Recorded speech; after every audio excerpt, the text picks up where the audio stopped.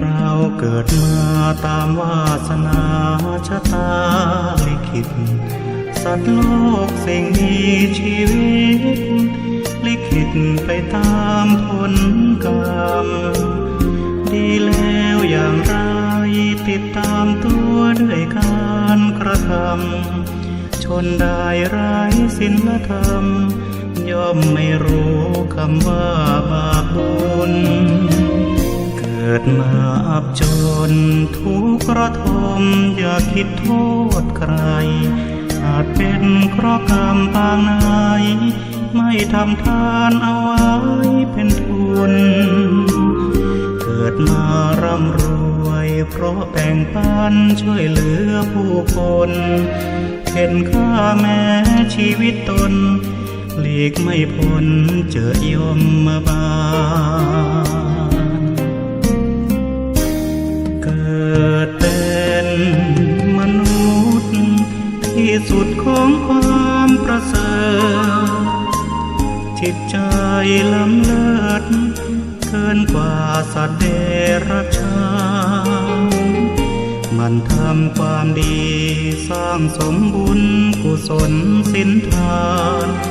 พบแต่ความสุขสำราญจิตเบิกบานทุกภพชาติไปเกิดมาเป็นคนมีหรือจนก็คนเหมือนกันอย่าแบ่งแยกคนชนชั้นรังเกียจเดียดฉันกันได้ทำไมรักกันเถิดหนามีจิตเมตตามีให้อภัยโลกเราร่มเย็นสดใสรวมสุขกันไปจนชั่วนิรันดร์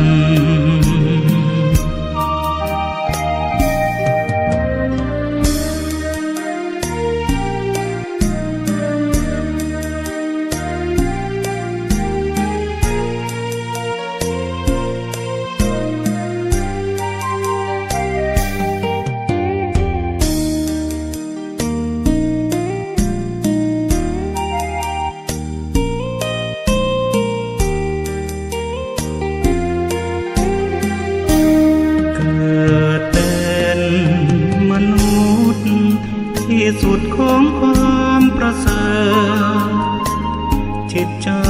ล้ำเลิศเกินกว่าสัตว์เดรัจฉานมันทำความดีสร้างสมบุญกุศลศีลทานพบแต่ความสุขสำราญจิตเบิกบานทุกภพชาติไปเกิดมาเป็นคนมีหรือจนก็คนเหมือนกันอย่าแบ่งแยกคนชนชั้นรังเกียจเดียดฉันกันได้ทำไมรักกันเถิดหนามีจิตเมตตามีให้อภัยโลกเราร่มเย็นสดใสรวมสุขกันไปจนชั่วนิรันดร์